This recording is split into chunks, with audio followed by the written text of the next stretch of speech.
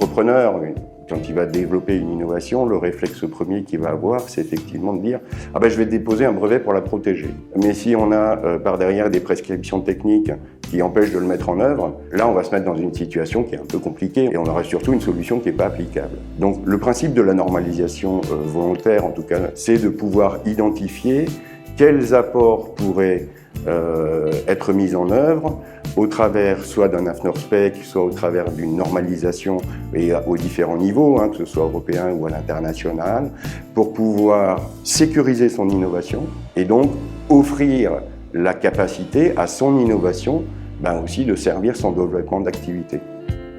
Dans le secteur de l'eau, ou les secteurs de l'eau, on a une présence très très forte de la normalisation, notamment de la normalisation volontaire. Si on n'a pas une norme, un standard, pour être sûr qu'on peut emboîter un tuyau en fonte avec un tuyau en plastique et par une même pièce de raccordement, on n'y arrive pas. Pour ouvrir son robinet, si on n'arrive pas à raccorder le tuyau de son robinet au robinet, là on a aussi un standard qui s'applique et on sait qu'il faut tel pas de vis pour telle qualité de robinet. On a tous ces domaines où par derrière il y a une standardisation, une normalisation, mais on ne s'en rend pas forcément connaissance. Une entreprise, elle est prête à s'investir quand elle sait ça coûte combien, ça me prend combien de temps, ça va m'apporter quoi.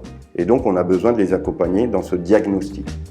On a conçu avec l'AFNOR un outil de diagnostic et d'accompagnement des entreprises où on mobilise 7 start-up et TPE-PME du domaine de l'eau avec des temps collectifs de formation et des temps individuels de diagnostic pour pouvoir appréhender les apports de la normalisation volontaire dans la sécurisation et le développement de leur marché. Et donc on séquence ces temps de formation et de diagnostic, chaque temps de formation permettant également l'échange inter-entrepreneurs. Et donc c'est en fait une émulation collective qui vient en complément de la formation qui apporte le savoir. Et puis ils connaîtront tous les acteurs et les rouages de la FNOR, et de la normalisation volontaire, donc ils auront des temps d'avance.